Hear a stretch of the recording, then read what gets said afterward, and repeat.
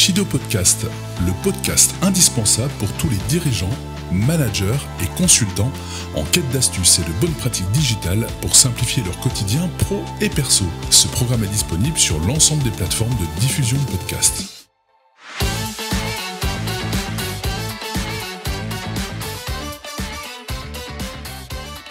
Bonjour et bienvenue dans ce tout nouvel épisode de Shido Podcast. Aujourd'hui, nous allons explorer comment le digital peut transformer nos réunions en véritables sessions de productivité. Nous allons découvrir ensemble des outils digitaux incontournables, je vous partagerai des bonnes pratiques et surtout je vous révélerai des astuces pour rendre vos réunions plus efficaces que jamais. Alors, prêt à révolutionner vos réunions ? C'est parti !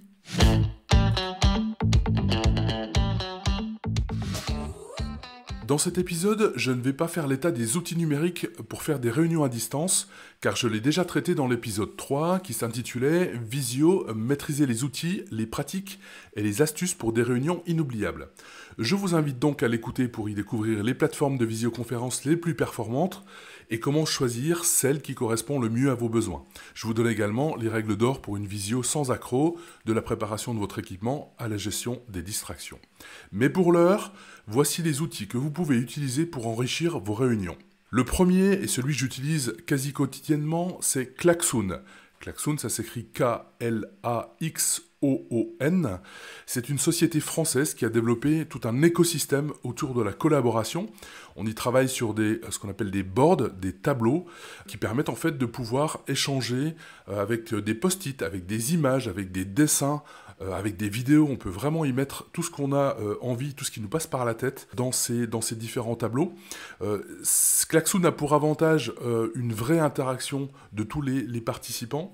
On peut l'utiliser à distance comme en présentiel, c'est vraiment un outil qui est multi-utilisation, on va dire. Il y a un vrai brainstorming dynamique quand on utilise ce Klaxoon parce que le fait de pouvoir utiliser à la fois de l'écriture mais aussi de l'image, éventuellement du son ou de la vidéo, va permettre à toutes les personnes de pouvoir vraiment collaborer d'une manière la plus efficace possible.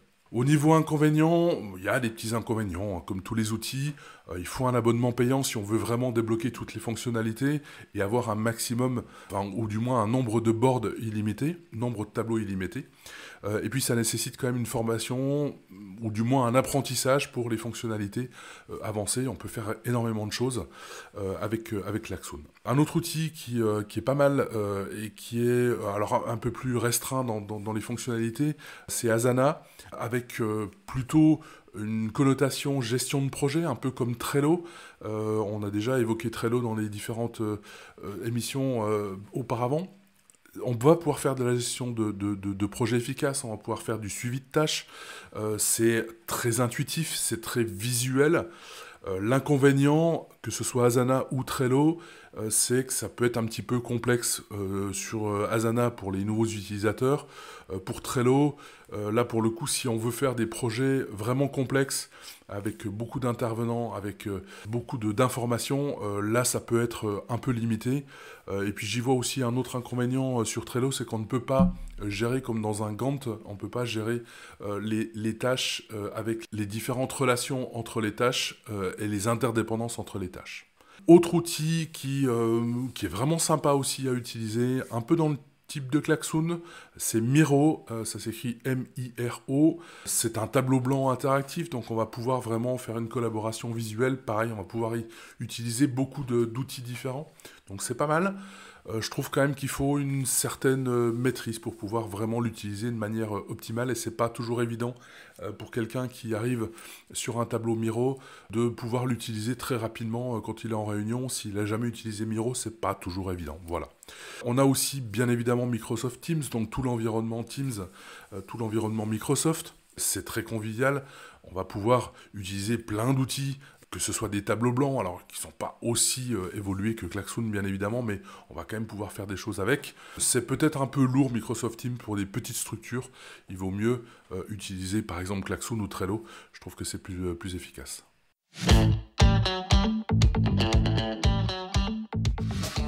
Alors on vient de faire un tour des outils digitaux ou du moins une partie des outils digitaux qu'on peut utiliser en réunion pour qu'elles soient les plus fluides, les plus pertinentes, les plus créatives possibles. On va voir maintenant les bonnes pratiques. Les bonnes pratiques que je vais vous donner maintenant ne sont pas toujours liées avec un outil digital ou une astuce digitale. Vous verrez que je mélange un petit peu tout. Mais ce qui est intéressant, c'est de voir un petit peu quelles sont toutes les bonnes pratiques pour pouvoir avoir des réunions les plus efficaces possibles. Première bonne pratique intéressante, c'est de définir un ordre du jour clair.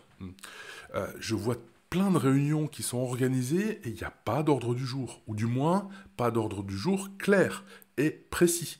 C'est vraiment important. Pourquoi ? Parce que quand on arrive dans une réunion et qu'on a un ordre du jour bien précis et bien expliqué, et partagé bien sûr avec tous les participants, ça permet effectivement que tout le monde arrive avec le même niveau d'information et soit prêt dès la première minute de la réunion. Donc on ne perd pas de temps à dire qu'est-ce qu'on fait là, c'était quoi effectivement le sujet du jour, je l'entends quelquefois. Oui, c'est pas tout à fait logique. Donc, travaillons sur l'ordre du jour. Une réunion, ça se prépare. On n'arrive pas comme ça, la fleur au fusil, au dernier moment, pour dire « Allez, on y va, on fait notre réunion.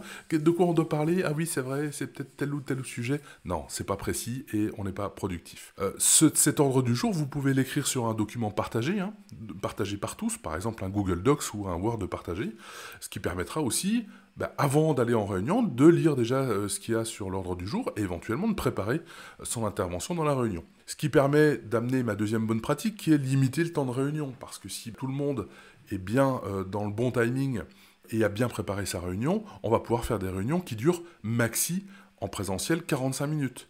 Ça va permettre vraiment de maintenir l'attention, éviter les discussions superflues, éviter tous les dérapages qu'on peut retrouver en réunion quand elles ne sont pas bien organisées. Une bonne pratique aussi importante, c'est faire la différence entre les ateliers de travail. Donc un atelier de travail, ça peut durer 45 minutes, effectivement, ou voire 1 heure. Et puis des points d'avancement de projet. Là, pour le coup, qui doivent être extrêmement courts, 15 minutes grand maximum. Si c'est des points d'avancement hebdo ou journaliers, plus ça va être rapproché. Si c'est des journaliers, c'est 5 minutes, 10 minutes grand maximum. Si c'est hebdomadaire, 15 minutes, 20 minutes grand maximum, mais pas plus. Il faut vraiment aller à l'essentiel. Ça évite qu'on s'ennuie, qu'on s'endorme, qu'on en ait marre de ces points. Il faut que ce soit vivant, il faut que ça aille vite et efficace surtout. Il faut aussi encourager la participation de toutes les personnes qui sont en réunion. Vous pouvez utiliser des outils de vote ou de sondage. Il en existe par exemple dans Klaxoon pour voter sur tel ou tel sujet. Et vous pouvez même utiliser des jetons pour donner un peu de piment dans votre vote. Je m'explique. Vous pouvez par exemple donner 5 jetons à tous les participants qui sont sur un tableau Klaxoon et qui les utiliseront comme bon leur semble. Soit ils répartissent leurs 5 jetons sur plusieurs idées qui leur paraissent les plus intéressantes, soit ils mettent tous leurs jetons sur une seule idée. On peut aussi utiliser des outils comme Slido, S-L-I-D-O, pour recueillir les avis en temps réel. Ça permet d'une interaction et une prise de décision collective, c'est simple et efficace, et ça peut se faire sous forme de sondage tout simplement. Pensez à faire des pauses lors des longues réunions. Pour les réunions prolongées, il faut toujours faire des pauses pour maintenir l'énergie et la concentration des participants. Que vous soyez d'ailleurs en présentiel ou en distanciel, pour moi les pauses c'est obligatoire. À la fois pour casser le rythme, et puis se dégourdir les jambes par exemple, mais aussi pour maintenir un taux de concentration maximum pendant la réunion. Vous pouvez utiliser des minuteurs digitaux pour timer les pauses, comme ça au moins vous ne posez pas de questions et tout le monde revient à l'heure et en même temps. Soyez vigilants aussi là-dessus à ce que, on respecte les horaires, c'est important. Il n'y a rien de pire que de ne pas démarrer une réunion à l'heure. Si vous avez une réunion à 16h, par exemple, et que à 16h05 ou à 16h10, le dernier participant arrive et que vous n'avez pas démarré la réunion, c'est problématique et pas respectueux pour tous ceux qui sont là avant. Donc pensez bien toujours à démarrer à l'heure, et puis tant pis, ceux qui ne sont pas là, vous attendez 1-2 minutes maximum, et puis pour les autres, tant pis, ils arriveront par la suite, et puis le fait que vous ayez démarré la réunion fera en sorte que pour les prochaines fois, je pense qu'ils vont peut-être arriver à l'heure, ce sera moins gênant pour eux. Assigner des rôles aussi, un animateur par exemple, ça peut être pas mal d'avoir un animateur dans une réunion. Un animateur, c'est quoi ? C'est comme son nom l'indique, il a pour rôle d'animer et de faire vivre la réunion pour qu'elle soit la plus fluide possible. Vous pouvez aussi nommer un ou une secrétaire pour permettre de prendre des notes au fur et à mesure dans un compte-rendu partagé par tous. tout ce qui est décision, tout ce qui est action à mener, tout ce qui est planning. Vous pouvez aussi nommer un timekeeper. Alors, timekeeper, c'est le gardien du temps en français, qui va timer les différentes phases de la réunion. Par exemple, s'il y a des moments de décision, s'il y a des moments d'icebreaker, on y reviendra dans les astuces tout à l'heure, s'il y a des moments de vote, etc., il faut les timer pour qu'il y ait un respect des horaires et que tout le monde puisse travailler dans les meilleures conditions possibles. Donc attribuez toujours des rôles spécifiques pour structurer la réunion. Vous pouvez aussi prendre un modérateur, par exemple, pour diriger la discussion. Faites toujours un suivi post-réunion. Après la réunion, ce qui est intéressant, c'est de partager un compte-rendu, bien évidemment, et puis les actions à entreprendre. Là, vous pouvez utiliser des outils comme Asana ou Trello pour le suivi des tâches. Ça peut vraiment être quelque chose qui est un bon support pour pouvoir suivre toutes les tâches, surtout si vous êtes sur des réunions de projet, des réunions récurrentes. Eh bien, vous avez un support avec toutes les actions, les personnes attitrées, les timings, etc. Et puis dernière chose, bonne pratique que moi je mets en place chez mes clients, et puis pour moi-même bien sûr, c'est utiliser la méthode du compte-rendu immédiat et permanent. Alors qu'est-ce que c'est que cette méthode ? C'est tout simple, vous prenez un document qui est partagé par tous, le compte-rendu il est coécrit par les participants pendant la réunion, quand vous travaillez à plusieurs. Surtout si vous êtes en distanciel, c'est très facile. Chacun va y mettre sa partie, c'est-à-dire va rédiger sa partie. Ça évite surtout qu'il y ait un secrétaire ou une secrétaire qui ait la lourde tâche d'avoir à taper tout le compte-rendu. Et puis ce compte-rendu, donc il est permanent, il est dans un document partagé par tous. Quand je dis permanent, ça veut dire qu'on n'utilise pas un document par réunion, surtout si vous avez des réunions hebdo ou des réunions mensuelles. Eh bien non, on ne va pas utiliser plusieurs documents, c'est-à-dire un document par réunion, mais on va utiliser un seul document unique et on va mettre toutes les réunions dedans. Ce qui fait que quand on cherche une information, elle est que dans un seul document, déjà, c'est beaucoup plus simple à trouver. Et puis deuxièmement, on va l'écrire en format blog, c'est-à-dire qu'on va mettre toutes les dates les plus récentes au-dessus, ce qui fait que même si on a 50 pages de réunion, eh bien on sait que quand on arrive sur le document, la dernière réunion se trouve en premier, et c'est beaucoup plus simple et beaucoup plus rapide d'aller consulter les dernières informations de la dernière réunion.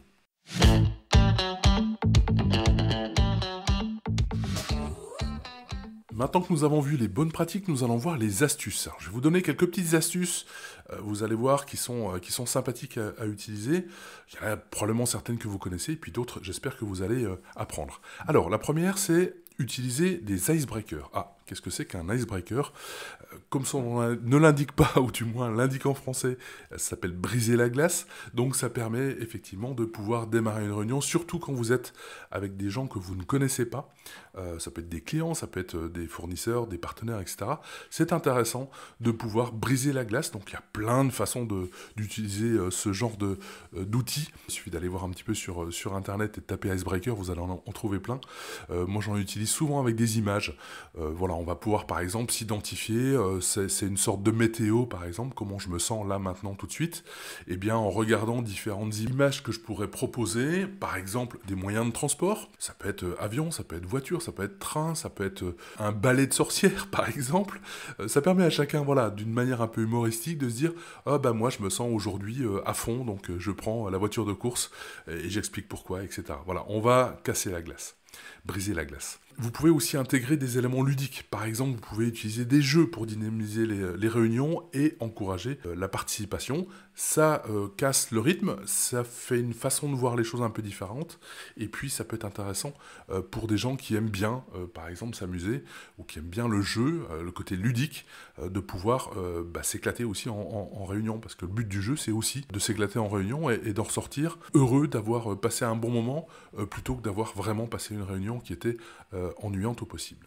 Vous pouvez aussi utiliser des outils de mind mapping. Mind mapping, c'est la carte mentale. Ça permet de stimuler la créativité. Donc on a bien sûr les post-it, on a plein de façons de faire pour pouvoir créer des choses, réfléchir à des choses, donner son avis, etc.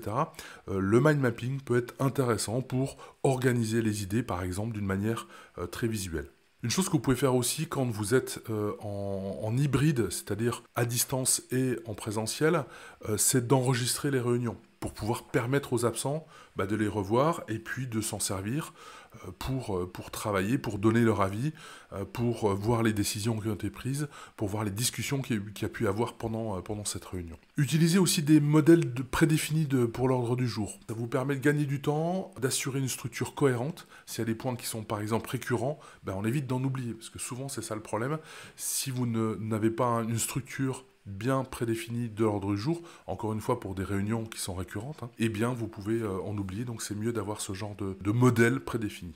Une bonne astuce aussi, c'est encourager les feedbacks. Pourquoi ? Parce qu'en fait, si vous avez l'envie d'améliorer continuellement la qualité de vos réunions, eh bien solliciter des retours, vous verrez que en posant les bonnes questions aux personnes qui sont dans les réunions, eh bien vous pourrez tenir compte de leurs remarques sur la façon, par exemple, d'animer les réunions, sur le timing, c'est trop long, c'est trop court, je ne sais pas, par exemple, ou encore les sujets qui sont abordés, eh bien vous allez pouvoir améliorer au fur et à mesure vos réunions et vos façons de les animer.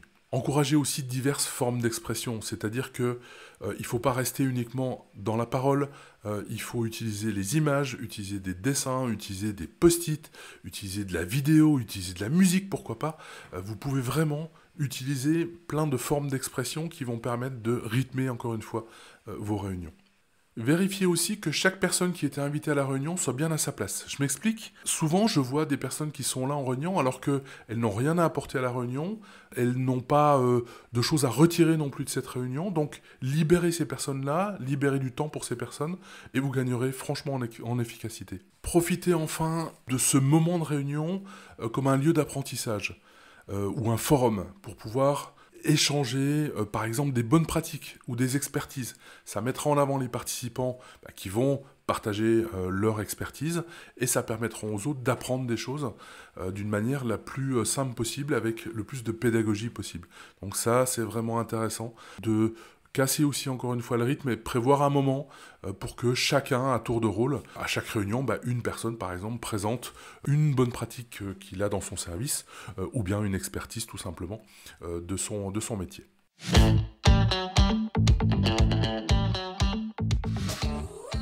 Voilà, nous en avons fini avec les outils, les bonnes pratiques et les astuces pour réussir des réunions productives. N'hésitez pas à me donner vos astuces ou vos bonnes pratiques en commentaire. Et si vous avez aimé cette émission, pensez à noter sur la plateforme de votre choix et à suivre le compte Shido Podcast sur Instagram. On se retrouve très vite dans un nouvel épisode et d'ici là, n'oubliez pas de vous simplifier la vie avec le digital. À très vite.